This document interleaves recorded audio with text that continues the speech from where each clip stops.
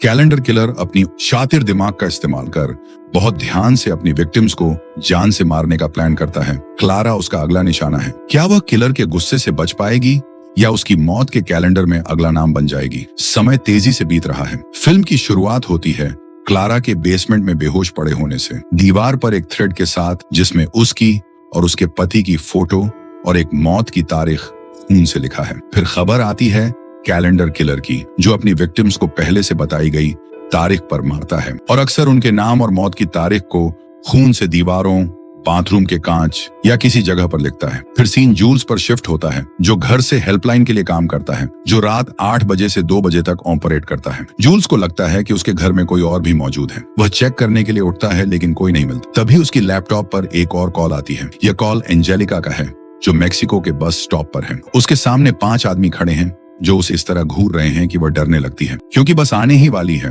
Joules Angelica को शांत रहने और खुद को बस पर फोकस करने की सलाह देता है। जब वे आदमी उसकी तरफ बढ़ते हैं, जूल्स उससे कहता है कि कार की हुड पर मारो। एंजेलिका वैसा ही करती है और वो सारे भाग जाते हैं। बस आ जाती है और एंजेलिका सुरक्षित उस पर चढ़ जाती है। बाद में कैलेंडर किलर पर एक न्यूज अपडेट में बताया जाता है कि किलर की हैंडराइटिंग उसे पहचानने का जरिया हो सकती है। जूल्स परेशान हो जाता है और टीवी बंद कर देता है। फिर वह उठकर चुपचाप अपनी बेटी फाबियाना के कमरे में जाता है, जहां वह सो रही होती है। वह उसके माथे पर हल्का सा किस करता है और वापस अपने कमरे में लौट आता है। जूल्स एक और कॉल रिसीव करता है और खुद को वेक मी होम हेल्पलाइन का कंसल्टेंट बताता है, लेकिन कॉल के दूसरी तरफ से सिर्फ भारी सांसों की आवाज आती है। जूल्स जवाब पाने की पूरी कोशिश करता है और आखिरकार दूसरी तरफ से एक औरत की आवाज सुनाई देती है, जो तेजी से सांस ले रही होती है और डरी हुई लगती है। वह औरत जूल्स से पूछती है कि उसने उसे कॉल क्यों किया, जबकि असल में कॉल उसी ने की थी। वह औरत ऐसा बिहेव करती है जैसे उसे किसी मदद की जरूरत ही नहीं है। हेल्पलाइन कंसल्टेंट के रूप में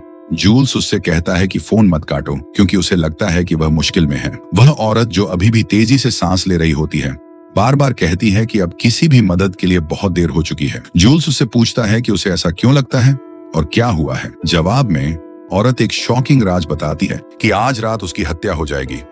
जूल्स खुद को क्लारा से इंट्रोड्यूस करता है। बात करते हुए जूल्स अपनी बेटी को चेक करता है, जब उसे घर में एक चरमराहट सुनाई देती है। क्लारा को लगता है जूल्स से बात करना बेकार है, क्योंकि अब बहुत देर हो चुकी है। जूल्स अपने घर की तलाशी लेना जारी रखता है, जैसे उसे भी किसी की मौजूदगी का एहसास हो रहा हो, लेकिन वहां उसकी बेटी के अलावा कोई नहीं होता। उधर क्लारा जब अकेली अंधेरी सड़क पर चल रही होती है, तो वह एक और शॉकिंग सच बताती है कि कैलेंडर किलर वही है जो उसे मारना चाहता है। किलर ने हमेशा की तरह दीवार पर लिखा है, साथ ही खून से सनी एक फोटो क्लारा और उसके पति की, जिसमें लिखा है कि उनमें से एक की 6 दिसंबर को हत्या होगी। क्लारा और उसके पति की एक फोटो टेबल पर दिखाई देती है। साथ ही किलर द्वारा दीवार पर लिखा गया खत और किलर की पिछली हत्याओं की तस्वीरें भी।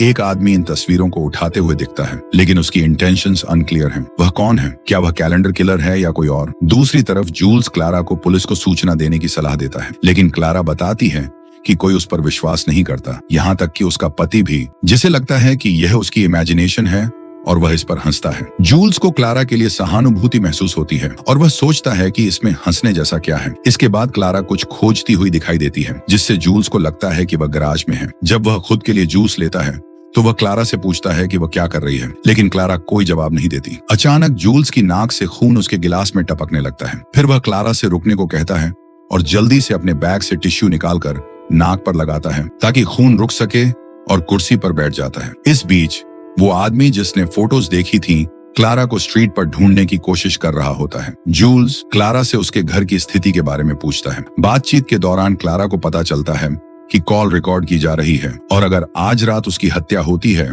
तो कम से कम यह कॉल उसके शब्दों का सबूत होगी। जूल्स क्लारा का भरोसा जीत लेता है और क्लारा खुलकर अपने पति के अब्यूज के बारे में बताती है। क्लारा अपनी शादी की सालगिरह के डिनर को याद करती है, जो मार्टिन के साथ जेन रेस्टोरेंट में हुआ था। उनके दोस्त के आने से मार्टिन परेशान हो जाता है, क्योंकि वह नैरो माइंडेड है और क्लारा की हर हरकत को कंट्रोल करता है। मार्टिन सी फूड ऑर्डर करता है, जो क्लारा को पसंद नहीं है। जब क्लारा अपनी प्लेट देखती है तो उसे जीवित प्रॉन्स और एक कॉकरोच दिखता है, जो उसके हाथ पर चढ़ रहा होता है। यह देखकर क्लारा को एलर्जिक रिएक्शन होता है और वह एक गिलास गिरा देती है, जो टूट जाता है। सब क्लारा को घूरने लगते हैं।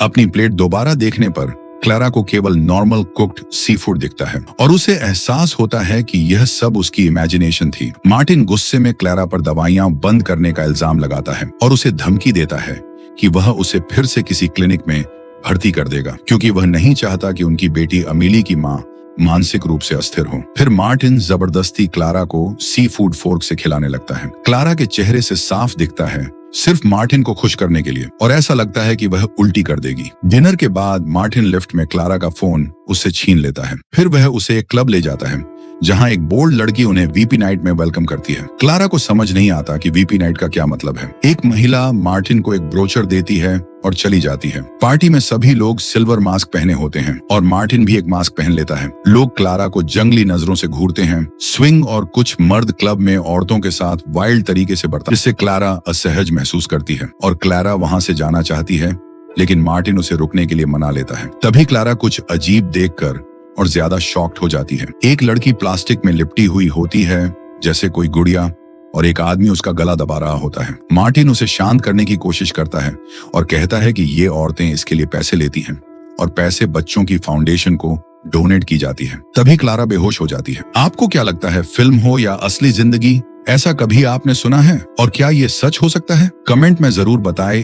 इधर होश में आने पर क्लारा खुद को पार्टी में रोलिंग फ्लोर पर बंधा हुआ पाती है। उसका मेकअप बिखरा हुआ है। मास्क पहने हुए मर्द उसे घेर कर उसका मजाक उड़ा रहे होते हैं। उन्हीं क्रूर मर्दों में मार्टिन भी शामिल होता है। क्लारा मदद के लिए चिल्लाती है, लेकिन मार्टिन उसकी पुकार को अनसुना कर देता है। एक आदमी उसके मुंह पर प्लास्टिक का रैपर रख देता है, जिससे क्लारा को सांस लेने में दिक्कत होने लगती है। क्लारा जूल्स को बताती है कि उसकी बेटी अमलिया 6 साल की है, और चौंकाने वाली बात यह है कि जूल्स अपनी बेटी फबियाना के भी 6 साल की होने का जिक्र करता है। जूल्स नोटिस करता है कि क्लारा ने गैरेज का शटर बंद कर दिया है और कार का दरवाजा खोल लिया है, जिससे उसकी क्यूरियोसिटी बढ़ जाती है। क्लारा कहती है कि वह घर जा रही है, लेकिन जूल्स को कुछ गलत लगता है। वह क्लारा को रोकने की कोशिश करता है, लेकिन क्लारा जिद करती है, मुझे मत बताओ कि मुझे क्या करना है। जूल्स घबराहट में उसे समझाने की कोशिश करता है। मार्टिन या कैलेंडर किलर के हाथों मरने से पहले क्लारा अपनी जान खुद लेना चाहती है। वह कार स्टार्ट करती है और जानबूझकर गैस पाइप को ऑन छोड़ देती है, जिससे कार गैस से भर जाती है। इसी दौरान क्लारा उस रात को याद करती है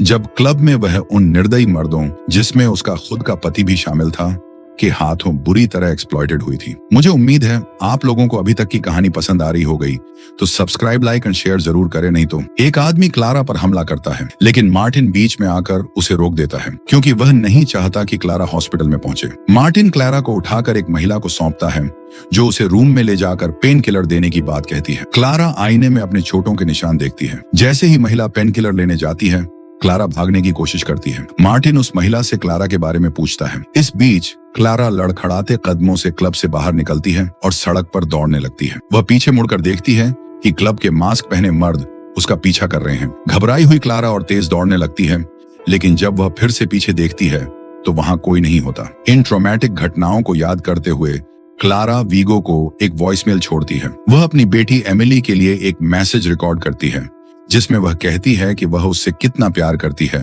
और वह इन सब में निर्दोष है। जूल्स क्लारा से संपर्क करने की कोशिश करता है, लेकिन उसे कोई जवाब नहीं मिलता। इसी बीच जूल्स के पिता का कॉल आता है। जूल्स उनसे कहता है कि वह कल कॉल करें, क्योंकि अभी इमरजेंसी है। जूल्स के पिता उसके हेल्पलाइन के काम से अनजान हैं। जूल्स क्लारा की स्थिति के बारे में अपने पिता को बताता है, लेकिन उसके पिता की मदद की पेशकश जूल्स को गुस्सा दिला देती है, क्योंकि उनके रिश्ते में तनाव है। बातचीत तब और हीटेड हो जाती है जब उसके पिता डायना का जिक्र करते हैं और जूल्स फोन काट देता है। उसके पिता दोबारा कॉल करते हैं और जूल्स उन्हें क्लारा का नाम और पता बता देता है। दूसरी तरफ क्लारा कार में बेहोश पड़ी होती है। वह याद करती है जब उसकी बेटी एमिली ने प्यार से उसे एक किस दिया था और उसे गले लगाया था। क्लारा होश में आती है और दम घुटने जैसा महसूस करती है। वह कार का दरवाजा खोलती है और उल्टी कर देती है। बाद में क्लारा जूल्स का कॉल उठाती है और उसे बताती है कि वह ऐसी जगह है जहां कैलेंडर किलर उसे नहीं ढूंढ सकता। क्लारा को शक होता है कि जूल्स उसे अकेला क्यों नहीं छोड़ रहा। जूल्स उसे एक कहानी सुनाता है जिसमें एक क्लाइंट के पति की हत्या हो गई थी। जूल्स इस बात से हैरान है कि महिलाएं इतना अब्यूज क्यों सहती हैं। क्लारा समझाती है कि महिलाएं अक्सर आर्थिक रूप से निर्भर होती हैं और अपने बच्चों के लिए हर दुख सहन करती हैं। क्लारा कहती है कि यह हर औरत की कहानी है। जूल्स अपनी बेटी फाबियन का जिक्र करता है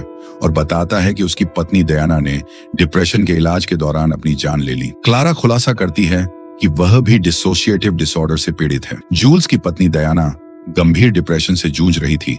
दयाना की बॉडी बाटम में मिली थी, जो खून से भरा हुआ था और वह खुद खून से लथपथ थी। उनकी बेटी दरवाजे के बाहर रोते हुए अपनी माँ से दरवाजा खोलने की गुहार लगा रही थी, जबकि घर में आग लगी हुई थी। डायना ने दरवाजे तक खिसकने की कोशिश की और उसे खोलने की कोशिश की, लेकिन दरवाजा खोलने से पहले ही उसकी मौत हो गई और आग ने उसे घेर लिया।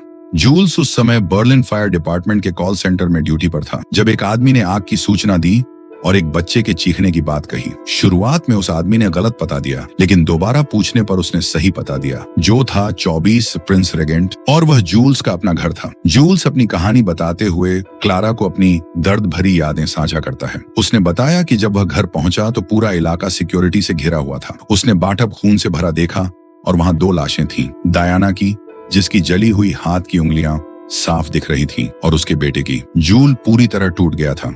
डायना ने बच्चों को उनके कमरे में बंद कर दिया था ताकि वे बाथटब में उसे मृत न देख सकें। छोटा बच्चा कमरे से बाहर निकलने की कोशिश कर रहा था, जबकि फाबियन अलमारी में छिपी हुई थी। फाबियन को बाद में अस्पताल ले जाया गया, जबकि उसका भाई जन्मदिन की मोमबत्तियों से खेलते हुए आग की चपेट में आ गया। जूल्स यह दुखद कहानी बताते हुए क्लारा के साथ भावुक हो जाता है। इस बीच क्लारा को घर में फुसफुसाने की आवाजें सुनाई देती हैं। वह जांच करने जाती है और देखती है कि टीवी चालू है, जिसमें खुद का एक डिस्टर्बिंग वीडियो चल रहा है। कांच की खिड़की पर क्लारा को कैलेंडर किलर का धमकी भरा संदेश लिखा दिखता है। डर और गुस्से में क्लारा टीवी को उठाकर फेंक देती है। दूसरी तरफ जूल्स अपने घर की लाइट बल्ब्स को कपड़े में लपेटकर तोड़ता है और उनके टुकड़े दरवाजे के सामने बिखेर देता है। फिर वह क्लारा से बात करता है। क्लारा भयभीत होकर उसे बताती है कि किलर पास में है और खिड़की के कांच पर लिखे संदेश की फोटो जूल्स को भेजती है। तभी एक कार केबिन के बाहर रुकती है और वही व्यक्ति जो पहले फोटो देख रहा था कार से बाहर निकलता है। क्लारा को यकीन हो जाता है कि यह सब मार्टिन की साजिश है। वह मानती है कि मार्टिन उसका मानसिक रूप से कमजोर पक्ष इस्तेमाल कर रहा है ताकि वह और बीमार हो जाए और उसे फिर से अस्पताल में भर्ती कराया जा सके। क्लारा घबरा जाती है जब एक आदमी उसके केबिन की तरफ बढ़ता है। वह जूल्स को बताती है कि किलर आ गया है। वह आदमी गैराज के थोड़े खुले शटर से अंदर आता है और क्लारा छिप जाती है। फिर वह जूल्स का कॉल काट देती है। वह आदमी क्लारा के छिपने की जगह के पास से गुजरता है, लेकिन उसे किचन के कैबिनेट के नीचे छिपी हुई क्लारा नजर नहीं आती। वह पूरे घर में क्लारा को ढूंढता है और खिड़की पर लिखा धमकी भरा संदेश देखता है। फिर वह दरवाजे से बाहर निकलकर कॉरिडोर में चला जाता है। नीचे छिपी क्लारा धीरे धीरे दरवाजा खोलती है और चुपचाप घर से बाहर निकल जाती है। वह आदमी भी उसी दरवाजे से बाहर आता है और जमीन पर क्लारा के पैरों के निशान देखता है। क्लारा जंगल की तरफ भागती है। इस बीच जूल्स को अपने पिता का कॉल आता है, जो लाजेन के सामने खड़े होकर कह रहे हैं कि क्लारा वहां नहीं है। असल में वह आदमी जूल्स का पिता था। उधर क्लारा भागते भागते थक चुकी होती है, लेकिन फिर भी दौड़ना जारी रखती है। नेटवर्क सिग्नल नहीं मिल रहा होता। उसे क्लब की डरावनी घटनाओं के फ्लैशबैक होते हैं। भागते भागते उसे मार्टिन की आवाज सुनाई देती है। क्लारा फिसलकर एक पहाड़ी से नीचे गिर जाती है, जबकि जूल्स क्लारा को वॉइसमेल छोड़ता है कि वह उसे कॉल करे। कुछ देर बाद क्लारा के पास से एक कार गुजरती है और रुक जाती है। उसमें से एक आदमी सेंटा क्लॉज के कपड़ों में बाहर आता है और क्लारा के पास पहुंचता है। क्लारा पहले तो उससे डरती है और लड़ने की कोशिश करती है, लेकिन वह उसे शांत करता है और कहता है कि वह उसकी मदद करने आया है। हेनरिक खुद को क्लारा को इंट्रोड्यूस कराता है और उसे उठने में मदद करता है। घायल क्लारा को वह अपनी कार में ले जाता है। क्लारा जब होश में आती है तो वह हेनरिक से उसे शहर ले जाने के लिए कहती है, लेकिन वह जोर देता है कि वह उसे अस्पताल ले जाएगा क्योंकि उसकी हालत ठीक नहीं है। जैसे ही क्लारा के फोन का सिग्नल वापस आता है, उसे जूल्स के मिस्ड कॉल्स मिलते हैं। क्लारा जूल्स को कॉल करती है। जूल्स कॉल उठाकर क्लारा को सावधान रहने और उस रात किसी पर भरोसा न करने की चेतावनी देता है। इस बीच फाबियाना जाग जाती है और रोने लगती है, अपने माता पिता को पुकारते हुए। जूल्स अपनी बेटी के पास दौड़कर जाता है और देखता है कि उसे बुखार है। वह उसे दवाई देता है। क्लारा जूल्स से फाबियाना के लिए गाना गाने के लिए कहती है। इसके बाद क्लारा खुद फोन पर लोरी गाती है। क्लारा कॉल काट देती है। हेनरिक, जो उनकी बातचीत सुन रहा था, समझ जाता है कि कैलेंडर किलर क्लारा के पीछे है। क्लारा हेनरिक से एक सिगरेट और लाइटर मांगती है। जब हेनरिक लाइटर के लिए झुकता है, क्लारा एक टेजर नोटिस करती है और उसे गाड़ी रोकने को कहती है।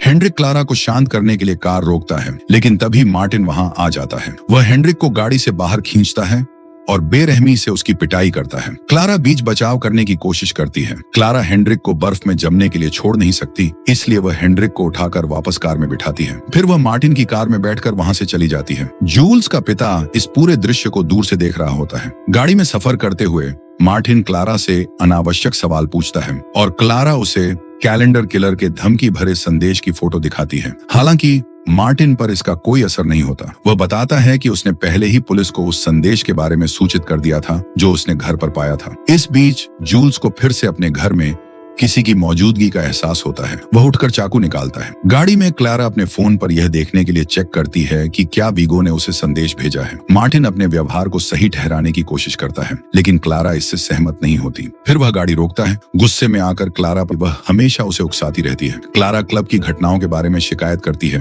और मार्टिन और भी गुस्से में आ जाता है। वह गाड़ी में क्लारा को गला घोंटना शुरू कर देता है। इस बीच जूल्स घर में तलाश करता है और गलती से उस कांच के टुकड़े पर पैर रख देता है जिसे उसने सुरक्षा के लिए बिखेर रखा था। उसके पैरों में चोट लगती है और खून बहने लगता है। कुछ देर रुकने के बाद जूल्स फिर से तलाश करता है और अपनी बेटी के कमरे का दरवाजा खुला पाता है। कमरे के अंदर उसकी बेटी के बिस्तर के पीछे उसे एक मोबाइल फोन मिलता है जिसका बैटरी खत्म हो चुका है। जैसे ही जूल्स कमरे से बाहर निकलता है, कोई उसे पीछे से हमला करता है, उसके पैर में चाकू घोंपता है और भाग जाता है। जूल्स घायल होने के बावजूद हमलावर का पीछा करता है, लेकिन खून से सनी जमीन पर फिसल जाता है। वह बालकनी तक पहुंचता है और देखता है कि एक डरावना बच्चा बालकनी के किनारे खड़ा है। नरम दिल वाला जूल्स उस बच्चे की मदद करने के लिए हाथ बढ़ाता है जो उसने हमला किया था। इसी दौरान मार्टिन क्लेरा को घर लाता है और उसे धमकाता है। जूल्स का पिता भी वहां पहुंचता है जो उन्हें फॉलो कर रहा था। क्लारा अपने बचाव के लिए मार्टिन के गले में एक टेजर लगा देती है जिससे मार्टिन शॉक हो जाता है। क्लारा गाड़ी को लॉक करके भाग जाती है। जूल्स अपने घाव को पट्टी कर रहा होता है।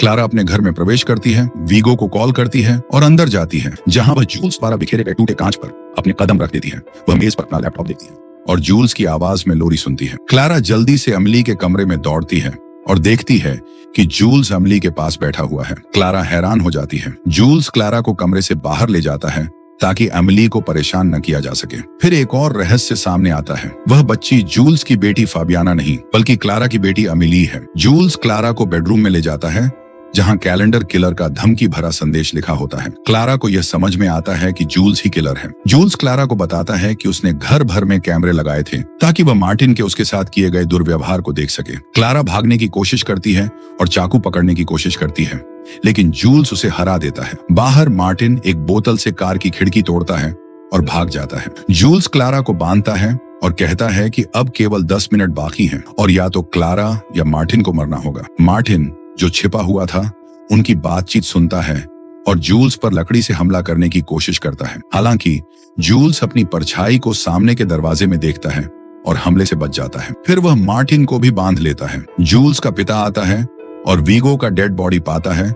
वह समझ जाता है कि वीगो शायद ऊंचाई से गिरा होगा। जूल्स क्लारा को एक अंतिम विकल्प देता है। वह चुने कि कौन मरेगा, मार्टिन या वह खुद। जूल्स क्लारा के मुंह से टेप हटाता है और वह फाबियाना के बारे में पूछती है। जूल्स बताता है कि फाबियाना अस्पताल में मर गई, केवल 3 मिनट बाकी हैं और जूल्स क्लारा को एक विकल्प देता है। वह कहता है कि मार्टिन को मार डालो या वह खुद ऐसा करेगा। जूल्स क्लारा को एक चाकू देता है और उसे मार्टिन की तरफ धकेलता है। आंसुओं से भरी क्लारा जूल्स से समझाने की कोशिश करती है कि मार्टिन को मारने से दाजाना वापस नहीं आएगी। जूल्स महिलाओं की मदद करना चाहता है जिन्होंने अपने जीवन में बहुत दुख झेला है। क्लारा साहस जुटाती है और मार्टिन को मारने के लिए पास जाती है। हालांकि वह गलती से जूल्स के पैर में चाकू घोंप देती है। जूल्स जोर से दर्द में चीखता है। क्लारा भागने लगती है, लेकिन जूल्स चाकू निकालता है और खून बहते हुए भी उसके पीछे भागता है। वह क्लारा को पकड़कर वापस मार्टिन के पास ले आता है। जूल्स कहता है कि वे दोनों एक दूसरे के लिए ही बने हैं